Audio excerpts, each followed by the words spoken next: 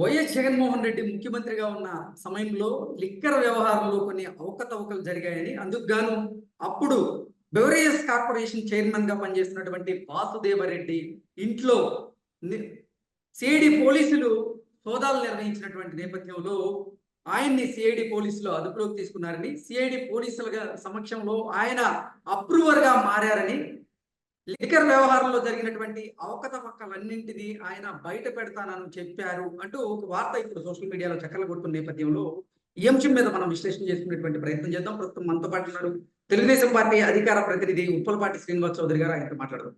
శ్రీనివాస్ చౌదరి గారు నమస్తే అండి.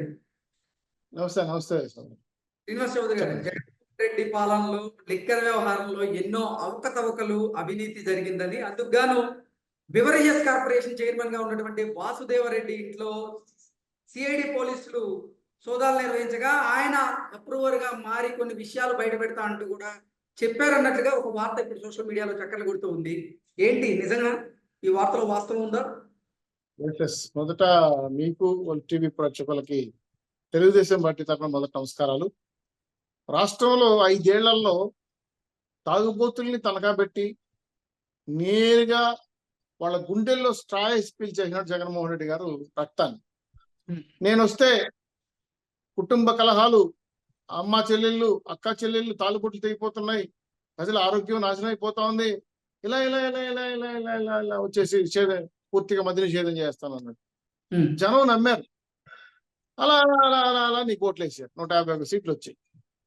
దెబ్బకి అహంకారంతో, గర్వంతో నెత్తి మీద చేతులు పెట్టి, ముద్దులు పెట్టి బుగ్గలు రుద్దిన జగన్మోహన్ రెడ్డి గారు మరి ఆ రోజు తాలిపోట్లు తెగిపోతానన్న అక్కా చెల్లెళ్ళ భవిష్యత్తు గాలికి వదిలేసి రాష్ట్రంలో 14 బేవరీస్ కంపెనీని అదిరించి బెదిరించి నువ్వు వాళ్ళ దగ్గర లీజు తీసుకొని తలతిక్క మందులు తయారు చేసి వాటిని ల్యాబ్లో టెక్ చేస్తే కూడా భయంకరమైన రోగాలు వస్తాయి, బ్రెయిన్ దెబ్బతింటుంది, పిచ్చోళ్ళు అయిపోతారు, 25 ఏళ్ళు బతకాల్సిన వాళ్ళు 10 ఏళ్ళకి చనిపోతారని చెప్తే కూడా కనీస శాస్త్రీయ పద్ధతి కూడా పాలించకుండా, డబ్బులు ఇస్తే మద్యం ఇవ్వకుండా, డిజిటలైజేషన్ అవకాశం లేకుండా పూర్తిగా డబ్బులు తీసుకొని మీరు వేల కోట్ల రూపాయలకు ఈ ప్రపంచంలో ఎక్కడా దొరకని మందులు, boom boom, special status, mega DSC, white house special status అంట అర్థం కాలేదు. ఆ మందుల పేర్లు వింటుంటే మాకే ఈ ప్రపంచంలో ఎక్కడ దొరకదు కదా ఈ మందులు అనే ఫీలింగ్ వచ్చేది. అంటే తాగిన వాళ్ళు ఒక రకమైన సైకలాజికల్ డిజార్డర్స్ తో వచ్చేవాళ్ళు. సో ఏదేమైనా సరే ఈరోజు 14 బెవరేజ్ కంపెనీలు ఉత్పత్తి తప్పుడు దుర్మార్గ విధానాలతో తయారైన మద్యాన్ని ఎక్కడో సెంట్రల్ గవర్నమెంట్ లో ఉన్నటువంటి వాసుదేవరెడ్డిని డిప్యూటేషన్ తీసుకొచ్చుకొని మీకు అనుకూలంగా పెట్టుకొని ఆ బెవరేజ్ శాఖను మొత్తం కూడా వ్యాపార సంస్థగా మార్చేసి డబ్బులు ఇస్తే గానీ మద్యం ఇవ్వకుండా, బిల్లులు లేకుండా, ఇన్వాయిస్లు లేకుండా అధికారులు మేనేజ్ చేసి 10 కేసులు పంపిస్తే 100 కేసులు రాసుకొని, 1 లోడు లారీలు పంపిస్తే 100 లారీలు లోడ్లు పంపించినట్టు దొంగ బిల్లు సృష్టించి దాదాపు లక్షల కోట్ల రూపాయలు, నాకు తెలిసి 1 సంవత్సరానికి 35,000 నుంచి 40,000 కోట్ల రూపాయలు తాడేపల్లి గెస్ట్ హౌస్ కి తరలింది డబ్బు రూపాయన అనే విధంగా మా తెలుగుదేశం పార్టీ వాళ్ళకు ఉన్న సమాచారం.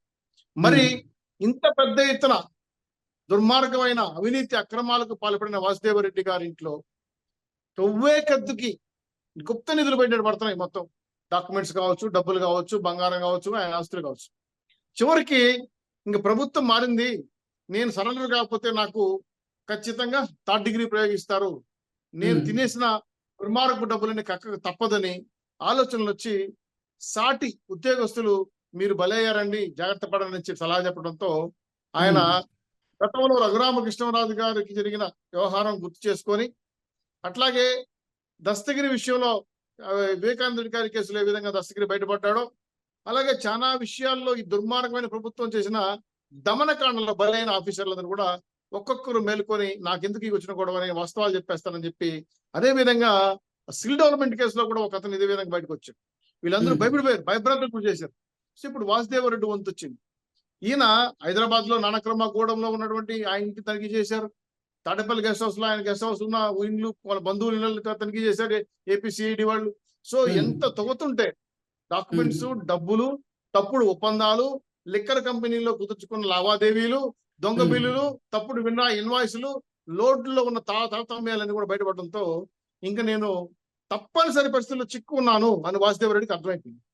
దీని వెనకాల పెద్దిరెడ్డి శ్రీనివాసరావు రామచంద్రరావు గారు, జగన్మోహన్ రెడ్డి ఈ 5 ఏళ్ల పాలనలో మద్యం అమ్మకాల్లో ఎంత మేరకు అవకతవకలు జరిగాయి, ఎంత మేరకు అవకతవకలు జరిగాయని వాసుదేవ రెడ్డి ఒప్పుకున్నట్లుగా మీకు సమాచారం అవుతుంది అంటే ఏం చెప్తారు? ఎస్, మంచి మాట ప్రశ్నించారు. సో దీని వెనకాల పెద్దిరెడ్డి, రవిశారెడ్డి వీళ్ళ కథలు నడుపుతున్నా కూడా మీరు చెప్పిన అంశం కాడికి వచ్చే కొద్దికి ఏది జరగాలన్నా తాడేపల్లి గెస్ట్ హౌస్ లో జగన్మోహన్ గారు గ్రీన్ సిగ్నల్ ఇవ్వాలి. సో ఆయన కనుసరణలో వీళ్ళు పనిచేసి నెలకు నాకు తెలిసి 5,000 కోట్ల రూపాయల నుంచి 7,000 వరకు రమారమిగా ఒక నెలకి, ఇది రాష్ట్ర వ్యాప్తంగా ఈ విధంగా 12 నెలలకి సరాసరిగా 6,000 వేసుకున్నా కూడా 16,60 అది ఒక 72,000 కోట్ల రూపాయలు ఒక సంవత్సరానికి. 72 × 5 ఏళ్ళు అది లక్షల కోట్లకి వెళ్ళిపోయింది. ఇంత అమౌంట్ ఎలా వచ్చిందని మీలాగానే ప్రశ్నించా. అదేంటండి మద్యం ఎంత డబ్బులు వస్తాయా అని. ఒక తెలంగాణ సిఐ గారు ఒక రహస్యం చెప్పారు. ఈ డాక్యుమెంట్ ఈ మధ్యకాలంలో పట్టాభి గారు, పార్టీ నాయకులు కొంతమంది టెస్ట్ చేశారు, ల్యాబ్ టెస్ట్. ఘోరాతిఘోరమైన లిథియము, అదేవిధంగా ఉండాల్సిన పరిణామానికన్నా ఆల్కహాల్, అలాగే దీంట్లో శుద్ధం కాని కెమికల్స్, ఫార్మేట్స్ కోసం ప్రయత్నం చేసి, రకరకాల రుచుల కోసం ప్రయత్నం చేసి తప్పుడు కెమికల్స్ అని బయటపడ్డాయని మేము ఆధారాలతో చూపించాం. ఈ రిపోర్ట్ చూసిన సిఐ గారు, సార్ ఇది నిజంగానే విషయము, ప్రజలు తాగిపోతే చచ్చిపోతారు, దీనికి ఎక్కడో చోట ఆపండి అంటే అవి తీసుకొచ్చి ఇక్కడ చెప్తే మమ్మల్ని ఎర్రోలుగా చూశారు. చూసేది కాకుండా మమ్మల్ని ఎవరు చేశారు, మద్యం పైన తప్పుడు ప్రచారం చేస్తారు. సో దీంతో పాటు మీరు అన్నట్టు రేటు ఇంత డబ్బులు ఎంత పెద్ద ఎత్తున వచ్చాయంటే నాకు ఒక అంటే మీరు చెప్తున్న దాని ప్రకారం తీసుకున్నట్లయితే ఏడాదికి లిక్కర్ అమ్మకాల మీద 72,000 కోట్లు కనుక వస్తే, అంటే ఈ 5 ఏళ్లలో 3.5 లక్షల కోట్లకు పైగా లిక్కర్ అమ్మకాల ద్వారా ఆంధ్రప్రదేశ్ ప్రభుత్వానికి ప్రాఫిట్ వచ్చింది. మరి ఈ ధనమంతా ఏమైపోయినట్లు అంటే ఏం చెప్తారు? ఇది మీరు చెప్పిన పాయింట్ లో 72,000 కోట్ల రూపాయల లాభాలు వచ్చింది వాస్తవమే. కానీ అంత చూపిలా 25 నుంచి 20,000 మధ్యలో చూపించారు. రిమైనింగ్ ఇన్వాయిస్లు, బిల్లులు మార్చేశారు. ఇక్కడ వదులుకున్నారు వచ్చి. ఇప్పుడు నేను మొదట్లో మీకు ఉపోద్ఘాతం చెప్తూ, ఒక లోడ్ పంపిస్తే 10 లోడ్లు పంపించినట్టు ఇన్వాయిస్ చూసిస్తారు. అదే లోడ్ 3 సార్లు తిరిగినట్టు చూసినట్టు వేయింగ్ బిల్లింగ్ వేసుకుంటారు. 1, 2, 3 సీరియల్ మార్చి. డిజిటలైజేషన్ లేదు, మొత్తం కరెన్సీ. బారోడ్ కానీ వైన్ షాప్ కానీ డబ్బులు ఇస్తే కానీ స్టాక్ ఇవ్వరు. ఇది కింది స్థాయి నుంచి పైన వరకు కేవలం నోట్ల మార్పిడితో జరిగింది. ఇక్కడ నేను ఇంత పెద్ద ఎత్తున లాభం వస్తుందంటే ఆయన అడిగిన క్వశ్చన్ మీకు మధ్యలో అడ్డుపడి చెప్పలేకపోతుంది. ఒక లిక్కర్ బాటిల్, క్వార్టర్ బాటిల్ తయారు చేయాలంటే 6 రూపాయల 30 పైసలు పడుతుంది. ఇంకొక 10 పైసలు లేబుల్ కి, ఆ బాటిల్కి ఒక పావల, మొత్తం కలిపితే 7 రూపాయల లోపల క్వార్టర్ వస్తుంది. దీన్ని క్వార్టర్ బయట అమ్మేది అని తెలిసిన 280 రూపాయలు నుంచి 300 రూపాయలు. ఓఎమ్మా అని కడుపు పట్టుకున్నాయి. అంటే ఒక లిక్కర్ బాటిల్ ఖరీదు 7 రూపాయల లోపల క్వార్టర్, దీన్ని 300కి అమ్ముతారా? ఎస్, అర్థం కాదు. దానికి సర్వీస్ ట్యాక్స్ అని, రాష్ట్ర ట్యాక్స్ అని, బ్యావరేజ్ ట్యాక్స్ అని, మెడికల్ ట్యాక్స్ అని, రోడ్ ట్యాక్స్ అని, ఏదోదో సెస్సులు, బిఎస్టీ అన్ని కాలపాలు కలిపేసి లెక్కలకు అందని రూపంగా 280 రూపాయలు. అంటే గతంలో తెలుగుదేశం పార్టీ పీరియడ్ లో లిక్కర్ క్వార్టర్ బాటిల్ 50 రూపాయలు ఉండింది, చీప్. అలాగే కొంచెం క్వాలిటీ మందు 60 నుంచి 80 రూపాయల మధ్యలో ఉండింది. ఏకదమ్గా 280 రూపాయలు పెరిగింది, 300 కూడా పెరిగింది ఒకసారి డిమాండ్ బట్టి, జాతరలు పండుగ జరిగడం.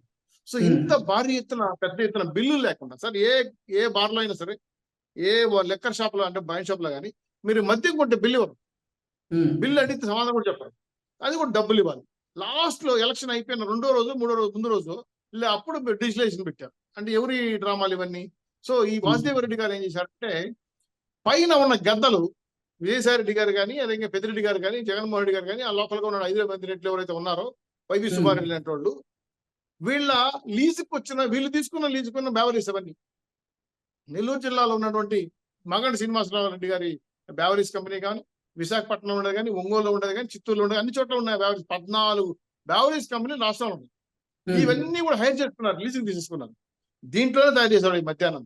ఇవన్నీ కూడా వీళ్ళే ప్రభుత్వానికి అమ్ముతారు, వీళ్ళే రేట్ ఫిక్స్ చేస్తారు, వీళ్ళు ప్రభుత్వానికి ఒక రేట్ ఇస్తారు, వీళ్ళు ఒక రేట్ తీసుకుంటారు. ఇట్లా మీరు 50,000 కోట్ల రూపాయలు నిట్ట నిలువున అక్రమంగా 72,000 కోట్ల రూపాయలు ఇస్తే, ప్రభుత్వం చూపించింది 22 రూపాయలు, 22,000 కోట్లు, 25 లోపల చూసి సరాసరి 50,000 కోట్లు ఇంటూ 55 ఏళ్ళు అంటే దాదాపు 2.5 లక్షల కోట్లు.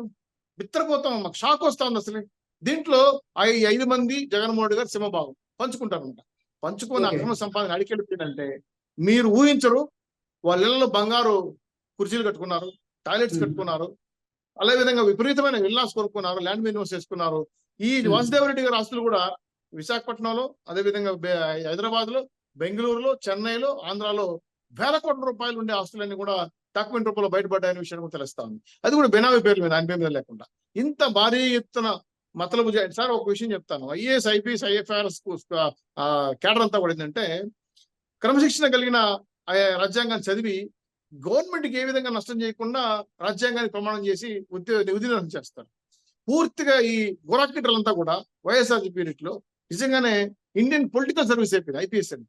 ఉమ్, ఐఏఎస్ అంటే ఇండియన్ అటర్నల్ సర్వీస్ అయిపోయింది. ఈ విధంగా ఉమ్, మార్చేసి వాళ్ళు వీళ్ళకింత వాళ్ళకింత ప్రతి ఒక్కదానికి కూడా ఒక రేట్ ఫిక్స్ చేసి బాటలకు వస్తున్న ₹7 ఒక క్వార్టర్ బాటిల్ని తీసుకొచ్చి 300 రూపాయల బడ్జెట్కి అమ్ముతుంటే షాక్ అయ్యారు ప్రజలు. కష్టపడి ఆరుగాలం కష్టపడి సాయంత్రం పూట ఏదో కాస్త ఉపశమనం పొందామని ఒక కోట బాటలు తీసుకోండి, వాళ్ళు చాలటం వల్ల అది కూడా ఆ బాటలు తాగితే వాడు కై పెక్కదు, ఇంకో బాటలు తాగాలనిపిస్తారు. ఎందుకంటే చాలా మంది కాబట్టి వాడు 600, 900 పెట్టేసి ఇల్లు ఒళ్ళు గొల్ల చేసుకునే కాకుండా ఆత్మహత్యలకు కారణం అవుతున్నాడు, రోగాలకు కారణం అవుతున్నాడు.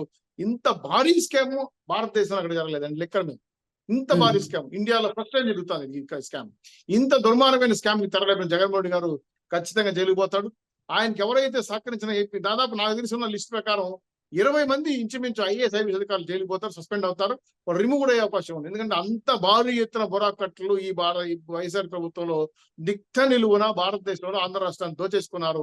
ఇది ఎవిడెన్స్ తో సహా బయటపడతారు. ఇప్పటికే beverages corporation, IT corporation, AP ఫైబ్రిడ్ కార్పొరేషన్, అదేవిధంగా మైన్స్ అండ్ జువాలజీ అంటే ఎన్ఎండిసిని సీజ్ చేస్తున్నారు. ఇంకా కూడా కొన్ని సీజ్ చేయబోతారు. సీజ్ చేసి డాక్యుమెంట్స్ అంతా బయట తీసుకొస్తే ఒక్కొక్క దాంట్లో ఒక తిమింగలం బయటకు వస్తా ఉంది.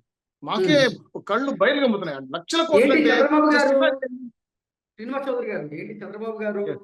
సీఎం గా ప్రమాణ స్వీకారం చేసిన తర్వాత అన్ని శాఖల్లో జరిగినటువంటి అవకతవకల మీద ఒక శ్వేతపత్రాన్ని రిలీజ్ చేసేటువంటి పరిస్థితి ఉందా? చేయబోతున్నారా అంటే ఏం చెప్తారు? మా పార్టీ ఇంటర్నల్ సమావేశంలో టెలికాన్ఫరెన్స్ లో మేము సజెషన్ చేసాం. ఈ 5 ఏళ్ళు జరిగిన విధ్వంసం, ఆర్థిక విధ్వంసం పైన ఒక శాఖనే పెట్టండి, ఓకే. ఒక మంత్రిత్వ శాఖనే పెట్టండి. పెట్టి మొత్తం ఎన్క్వైరీ చేసి ఎక్కడెక్కడ ప్రజాధనాన్ని దుర్వినియోగం చేశారు, ఎన్ని లక్షల కోట్లు పక్కదారి పట్టిందని రికవరీ పెట్టండి. అదొక్కటి చాలు మన ఆంధ్ర రాష్ట్రానికి పెట్టుబడిగా మారిపోతుందని చెప్పడంతో నేను ఆలోచిస్తున్నాను, నిపుణులతో మాట్లాడుతున్నాను. ఆ ఫైనాన్షియల్ ఎవరైనా సర్వీస్ చేస్తారో ఆ చార్టర్డ్ అకౌంట్స్ కానీ ఆ ఫైనాన్స్ నిష్ణాతులతో కూర్చొని డిస్కస్ చేసి దానికి వీలైతే ఒక సిట్ లాంటిదో లేదా కమిషన్ ఒకటి ఏర్పాటు చేస్తారని కూడా సలహా చెప్పాడు. సో ఈ అడవులు అయిపోయిన తర్వాత ఖచ్చితంగా ఈ 5 ఏళ్లలో జరిగిన ఆర్థిక విధ్వంసానికి ఖచ్చితంగా బయటికి లాగుతాం. కలుగుల్లో ఉన్న పందికొక్కులు, ఎలుకలు బయటకు తీసుకొడతాం, ప్రజాస్వామ్యం నిలబెడతాం. ప్రజాసొత్తును దోచుకున్న వాళ్ళని నిలబెట్టకుండా వాళ్ళ సొమ్ము రికవర్ చేసి ఆంధ్ర రాష్ట్రానికి మళ్ళీ అప్పచెప్తాం. ఇది ముందు మాకున్న పెద్ద టాస్క్. ఈ టాస్క్ సక్సెస్ చేయడానికి పార్టీ, అది ఉమ్మడి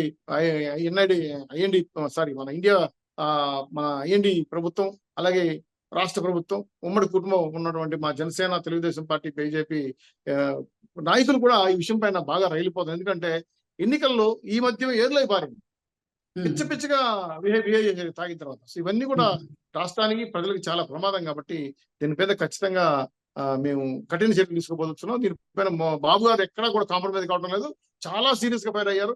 100% దీన్ని సక్సెస్ఫుల్ గా ఈ ఆపరేషన్ బ్యావరీస్ పైన ఖచ్చితంగా ఉక్కుపాదం పెడతామని చెప్పి మీ ద్వారా పూర్తి స్థాయిలో మీ ఉల్ఫ్ టీవీ ప్రేక్షకుల తరఫున, మీ టీవీ తరఫున ప్రేక్షకులకు హామీ ఇస్తున్నాం. ఓకే శ్రీనివాస్ చౌదరి గారు, థ్యాంక్ యూ సో మచ్.